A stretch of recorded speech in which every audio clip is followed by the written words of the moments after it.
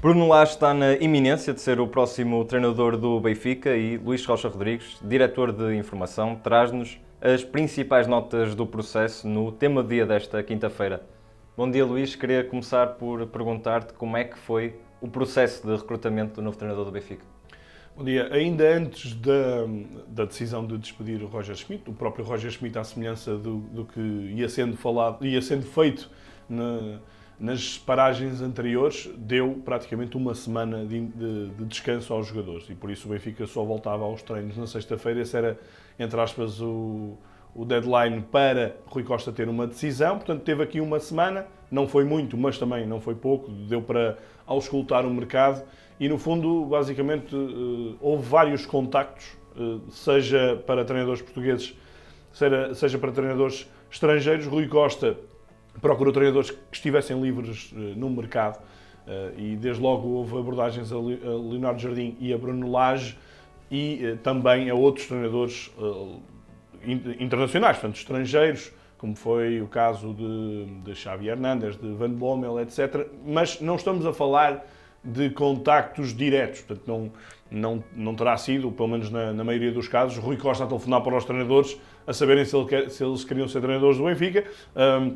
Houve uma tentativa de percepção da disponibilidade dos treinadores, por via de alguém do Benfica, à procura também dos agentes desses jogadores. Portanto, isto para dizer o quê? Em termos formais, em termos de conversas e proposta formal, só aconteceu com o Bruno Lage. Portanto, o Rui Costa foi aguardando alguns dias, claro também que se meteu o último dia de mercado e foi aqui uma entropia neste processo. Depois de fechar o mercado, o Rui Costa agarrou isto com unhas e dentes e, portanto, tentou perceber quais poderiam ser as hipóteses e dentro dessas sondagens, chamemos-lhe assim, houve a conversa, houve a sensação de que Bruno Lage seria a escolha mais indicada por tudo, ou seja, quer por casos em que treinadores demonstraram desinteresse nesta altura em agarrar o Benfica, quer por outros casos em que Rui Costa poderia sentir que seriam riscos demasiado altos, seja em termos financeiros, seja em termos de nomes, porque o treinador precisava de um nome o mais consensual possível e isso, nesta altura, no Benfica, é realmente uma tarefa complicada. E trata-se de um regresso a casa, de um treinador que já viveu um pouco de tudo. O que é que o Rui Costa viu exatamente em Bruno Lage para tomar esta decisão? Bruno Lage é alguém que, mesmo conhecendo o Benfica, mesmo sendo da casa, não é alguém que vem pegar numa equipa que já conhece. Portanto, há apenas Florentino que transita desde a última passagem do Bruno Lage, tudo o resto são jogadores novos. Ao mesmo tempo é alguém que conhece a casa, que conhece os adeptos, que conhece também um contexto complicado. O Bruno Lage, na sua primeira passagem, também agarrou a equipa a meio, aí bem mais a meio, portanto, se não estou em erro, logo no início de janeiro, foi quando Rui Vitória foi despedido em Portimão e Bruno Lage agarrou a equipa, na altura com 7 pontos de atraso em relação ao Futebol Clube do Porto, com uma margem de erro bem menor para ainda conseguir ser campeão. Foi campeão e, na altura, isso também extasiou os adeptos, embora esse êxtase tenha esvaziado muito na época seguinte, sobretudo depois da pandemia, sem adeptos no estádio. Bruno Lage entrou em decadência na altura, mas ainda com Luís Filipe Vieira, que nem esperou pelo final da época para o despedir e acabou por ser até Nelson Veríssimo a fazer os últimos jogos desse Benfica. Rui Costa, obviamente, encontrou um homem que conhece muito bem a casa, que conhece bem o clube e os seus meandros, que é alguém que não terá receio de apostar também na formação, que é algo relevante, sempre relevante no Benfica e nos principais clubes portugueses nesta altura.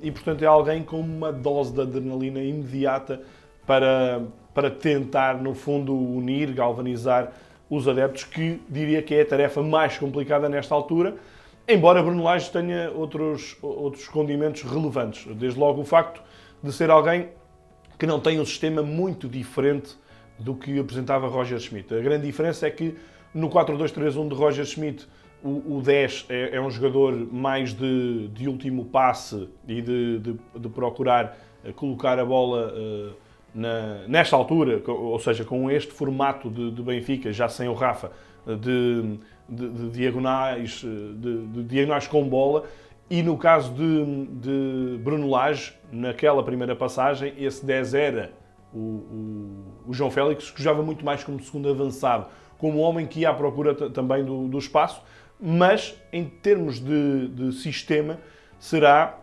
um plantel que não vai sofrer grandes mudanças, porque Bruno Lage era o seu sistema no Benfica, não foi sempre depois do Benfica, sobretudo no Wolverhampton, já falaremos disso, mas também nesse aspecto não vai precisar aqui de uma ruptura ou de criar totalmente dinâmicas novas, e nesse aspecto também me parece que foi algo que pesou na decisão.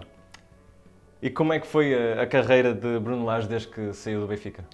Portanto, o Bruno Lage, quando saiu do Benfica, foi de uma forma um bocado apressada, e notava-se ali um bocadinho que estava a ser empurrado para fora do clube.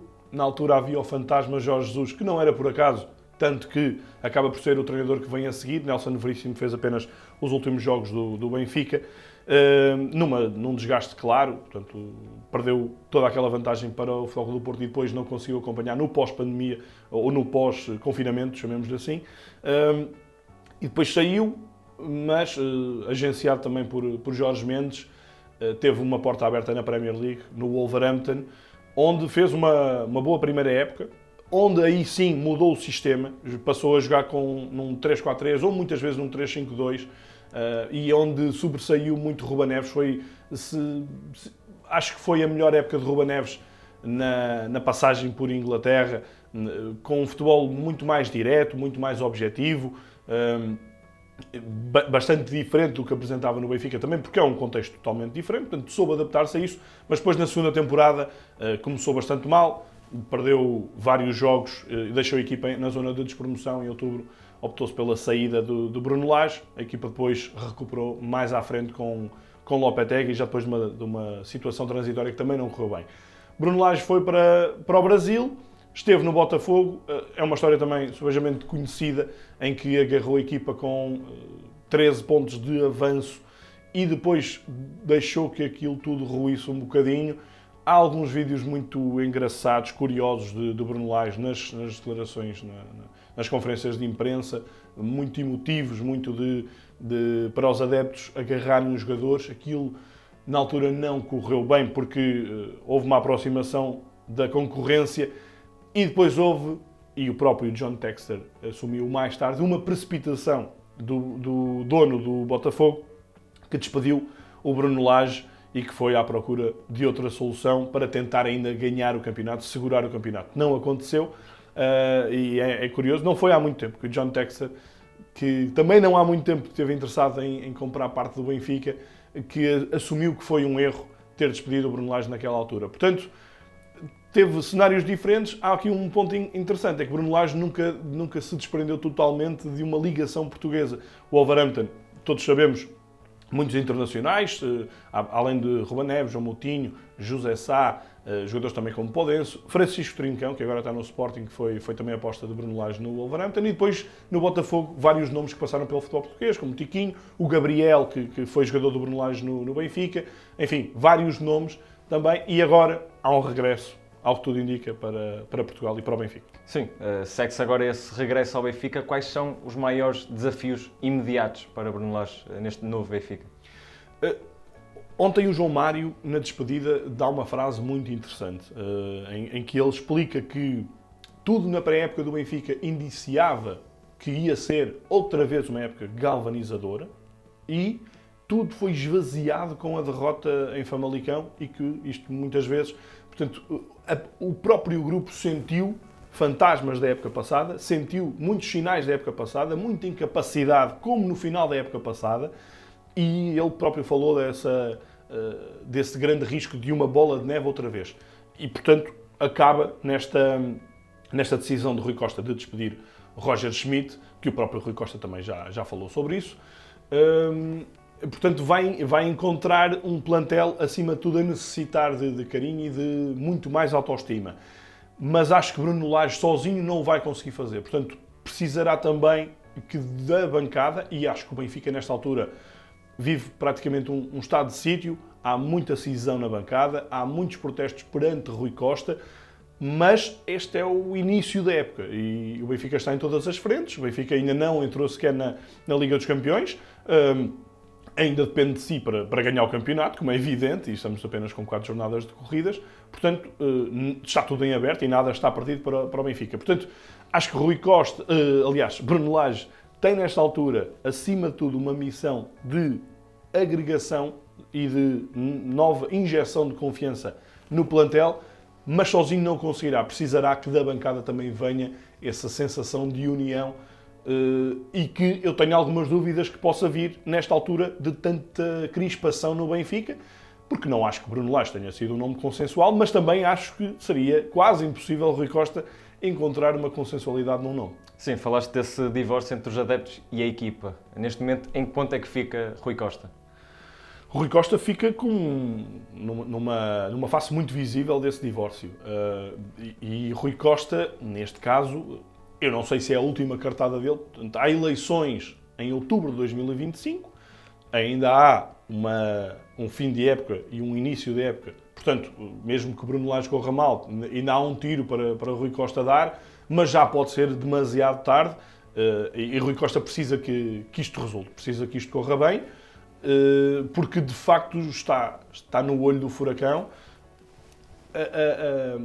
A face do desânimo, da revolta dos adeptos é uma face muito visível, mas não se sabe de todo se é maioritária, porque o Rui Costa teve 84% de votos nas últimas eleições, mas de facto não está num estado de graça em que estava nessa altura. Portanto, o Benfica precisará claramente de resultados para que o próprio Rui Costa se volte a legitimar perante os adeptos, porque nesta altura, obviamente também depende da concorrência, depende da oposição, mas com uma oposição forte, Rui Costa poderá não conseguir ganhar as próximas eleições se olharmos ao cenário atual. E para isso tem, mais do que tudo o resto, de conseguir um sucesso desportivo. Obrigado, Luís. Bruno Lage vai ser o próximo treinador do Benfica e foi o ponto central do tema do dia desta quinta-feira. Já sabe, pode assistir a tudo nas plataformas habituais.